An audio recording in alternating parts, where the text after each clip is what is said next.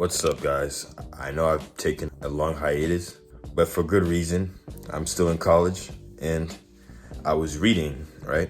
I just came back to reading in college, and it's been a long time since I've truly read. And when I started reading, I felt like I was at peace, right? I was having an active meditation, right? And I was learning a lot too, obviously. Depending on what I'm reading, I was learning a lot and improving my vocab and a lot of other things.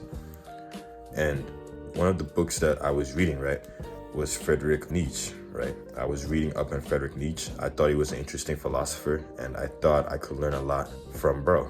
Knowingly, right, when I was reading up on Friedrich Nietzsche, I read his hardest book, right, or basically his magnum opus that has culminated of all the teachings that he's learned throughout his life, right? And the other books that he's made before. I was reading Thus Spake Zarathustra, and it was a confusing book. And it was even more confusing because I didn't have the background knowledge of reading his other books up to that point. Thus Spake Zarathustra was his magnum opus, and it was a completely confusing book, and I had trouble reading it, in other words. But I would say the lessons that I learned from it, which was the only reason why I know these lessons was from YouTube. It wasn't from the book itself, but the lessons from the book, right, is very interesting, and I think a lot of people can benefit, not necessarily from reading it, but it would be good intellectual like water if you guys did embark on that journey.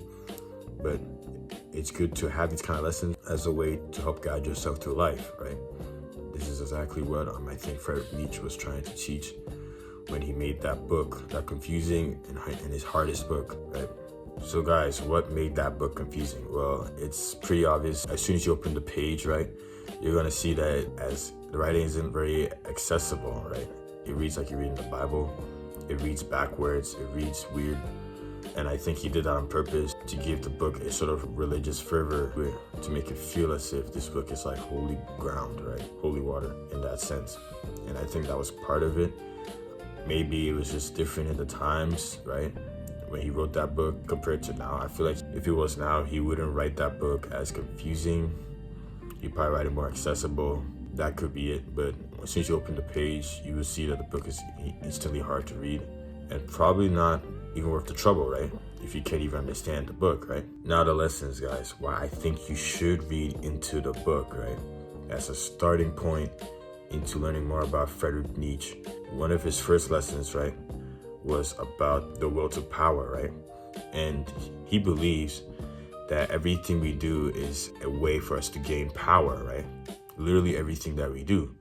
And in a weird way, you could honestly abide by that type of knowledge. There's probably people that think like this, but they don't know where it comes from, right? Or they don't have official background understanding about the will to power, right? So an example of the will to power would be if a lion eats a deer, right? It's his way to gain more power. He gets stronger if he eats. He's better able to fend off potential other lions. He's better able to hunt more prey. He's better able to gain more mates that way. It's his way for power, right? If a politician lies on stage, he's lying so that he could rally more of his base, so that he could get elected into whatever position he's trying to get elected, he or she is trying to get elected into. It's their way for more power, right? Everything that we do on a subconscious level is a way for more power, whether we realize it or not. And you can honestly relate to this type of thinking, right? Is it a bad thing? On its face, yes, obviously. If you're trying to gain power, in the sense you're trying to gain control over people, you're trying to gain power for yourself and not for anybody else, on its face. But if you look deeper into it, it's not that bad. This is how we survive. We eat to survive, we try to reproduce, we try to work out, whatever the case will be. This is literally how we survive, right? We work out so that maybe in hopes, so first of all, right, we work out so that we can live longer. We look good, it's good for our mentality, we feel good, and maybe so we can get the beautiful girl that we're trying to court, right? As a man that you're trying to court, and vice versa if you're a woman, right? So on its face, right, the will to power looks like a bad thing, but if you look deeper into it, you will see that it's not really a bad thing at all. This is just how we survive. This is how everybody survives. All species, everything. The will to power, right? And I thought it was probably one of his best lessons, because how many people in the world do you think like this or have similar understandings of Friedrich Nietzsche, but they don't understand where it comes from or They don't have a good knowledge background so they can find that type of thinking, right? They just think something like this and it sounds good, it makes a lot of sense, but where's the polishing at? Where's the shoe polishing at? This other lesson, right, was about the doctrine of eternal recurrence, right? In this lesson, right, it's about what if you had to live your life, right, an infinite number of times. You die, the universe repeats itself, right? In the end, maybe you're just reincarnated as soon as you die, after the universe repeats itself, and you have to live the same exact life all over again, right? Everything all over again. It was all fate. It was predetermined by God. You have to live this life again an infinite number of times, and you have no recollection of your past life. What would you do, right? And mind thought experiment is all about teaching you to live life fully, right? To not be a coward, to go out and achieve the dreams that you want to achieve. That's what the doctrine of eternal recurrence is all about. It's about going out there and achieve the dreams that you want to achieve, live the life how you want to live it. That's what it's all about. And it's an interesting thought experiment because if people were to understand that, they would live the same life. There's nothing that comes after life, right? There is no afterlife, by the way. There is no different type of life you will live after this, right? Whatsoever. This is the life you're going to live till time literally ends. And that's what he's talking about, right?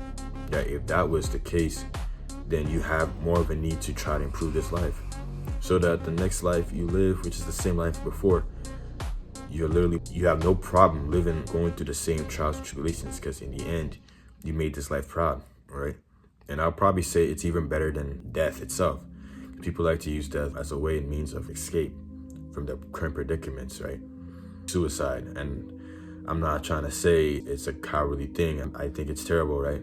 People commit suicide and are unable to come to terms with themselves, right? With whatever problems they're in. It's a sad thing. But imagine how different things for those type of people, right? And I know this example is very extreme, but still, imagine how different, right, those type of lives would be if they had the foreknowledge that, oh, wait a sec, if I die now, I'm gonna just repeat this process, and this is how my life will always end up being. Me committing suicide every single time. Imagine they had that type of foreknowledge before doing the terrible thing of suicide, right? You really think that type of thing is going to come to pass? No, right? It's never going to come to pass, right? They're going to change how they live, and they're probably going to realize that the problems that they were facing wasn't as big as they imagined it to be, right? A lot of people are defeated in imagination before in reality, right? And like I said, this thought experiment is just all about improving every aspect of your life. And I think a lot of people from the self-improvement community could relate to this type of thought experiment, right? Another reason why I think you should read this book, or at least go check out a summary if you're struggling with the words of the book. Now, another lesson from this book, right, was the reevaluation of values, right? The essential idea that depending on our society that we live in, the values that we follow in that society is our way to drop power, right? Strength. So think about it like this, right? If you live in America, right? And your way to power is all about working hard, going to college, maybe doing a side hustle, the usual shtick, then that's the values of that society, right? That's how you gain power, strength, everything, right? If this was in the Spartan times, right, where their values was literally all about military training, dominance, who was more alpha than the last dude, right? Than the next guy. Then that is the way to power, right? This time it isn't about money or working hard at going to college. It's literally about physical strength, health, training. That's the way to power. Military, right? That's the way to power in that society, right? That's what the reevaluation values, right? And Nietzsche goes a step further in saying that God is essentially dead, right? And if you're a Christian, right, which I am, by the way, if you're a Christian, it's a lot more impactful because it's like, what do you mean by that, right? But essentially, he's trying to say that, right, in a Christian society, which is what America is, right, when he says that, basically, he's trying to say the values associated with Christianity is dead or has always been dead ever since power systems arose, right? Ways to power. Basically, right, in the Bible, it's stated that the meek will inherit the earth, right? If you're meek, if you lived a terrible life on earth, in heaven, it's going to be better for you because you went to heaven, right? You lived a good life. You didn't do anything foolish or sin at all. you went to heaven and became basically on earth, right? You did everything God expected you to do, right? So in heaven, you will reap the rewards of what you sowed on earth. That's exactly what our values in today's society teaches us, or at least not necessarily going to heaven per se, but more about being a good person, just not being a douchebag. That's what our values teach us. But Pragnish critiques is that being essentially a quote-unquote good person isn't enough. You have to be a ruthless type of person, right? In today's values, we really live in a capitalistic society. You have to do whatever it takes to make money, marketing, making ads that appeal to certain types of people, a little manipulation here and there, hobnobbing, lobbying. Even if you look at politicians on the stage, you really think all of them are essentially good people. You really think they have no darker intention for us, right? For the average man. That's exactly what he's talking about when he's talking about God is dead, right?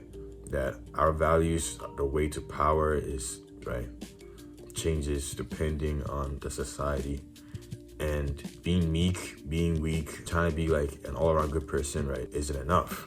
It was never enough, and it was always a lie sold by higher society to keep you guys dormant while the rich and powerful rose to power and you stayed behind, right?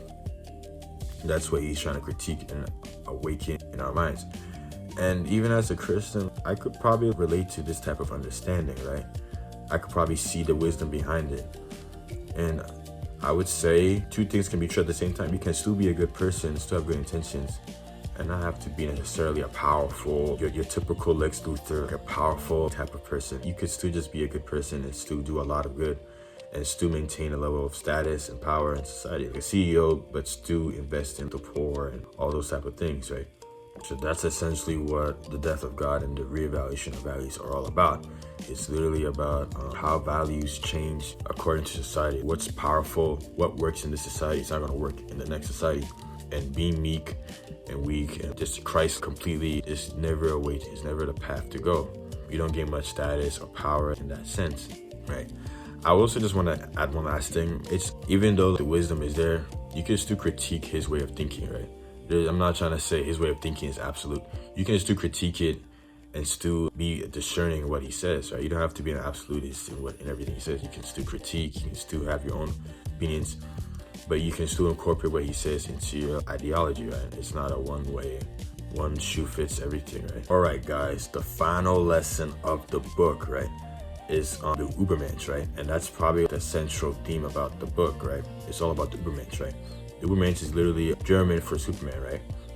And it's about the idea, it's based how Nietzsche describes it is the ideal version of man, right? That is the end point, right, of man, right? Ideally, right? But it's not meant to be the end point, right? In other words, it's meant to be the bridge, right, for human beings to try to overcome themselves every day, to try to strive to be better every day, right? Whether it will be in vices, maybe you're trying to work out, you're trying to push to that new rep, literally in everything that you do, right? You try to become a better person or try to have better achievements every single day. Try to become a Übermensch, right? Which is the ideal version of man, right? The ideal version of a human being, the end point of it all, right? The bridge. As a human being, right, we're not really the endpoint, and I don't think he means for the Übermensch to be an endpoint.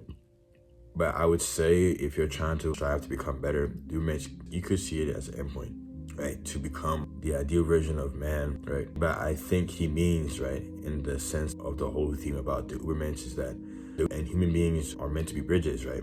Our whole purpose is to try to overcome where we were yesterday, right? And it's like I said, it could literally be in everything, right? There is no end point where we stop overcoming ourselves, right? We're always going to keep doing this until we finish, right, ourselves, right? Till we essentially die, right? We're always going to keep doing this until we feel finished with ourselves or until we die, right?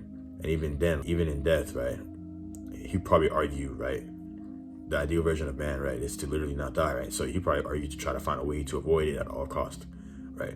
That's how literal he means with the Übermensch, to overcome literally anything. Self-improvement, right?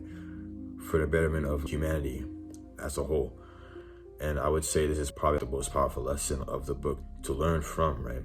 That we should always strive to achieve, to become better than we were yesterday, right? And I'm gonna say that even though you could probably find this lesson anywhere in the self-improvement community and just from my common sense, right? You should work out if you're fat, right? You should read more if you're trying to become a better writer. or talk better. It's common sense. But sometimes even the common sense type of lessons, right, it's still the most important lesson of all, right? I'd probably say it's more important than the death of God, the eternal recurrence, those type of lessons. I'd probably say this lesson is probably more important than all those things, right? Because a lot of people fall short of it every day, and it's always just good to have in the back of your mind, right? Even if you don't fall short of it, it's always about self-improvement. That's what life's all about.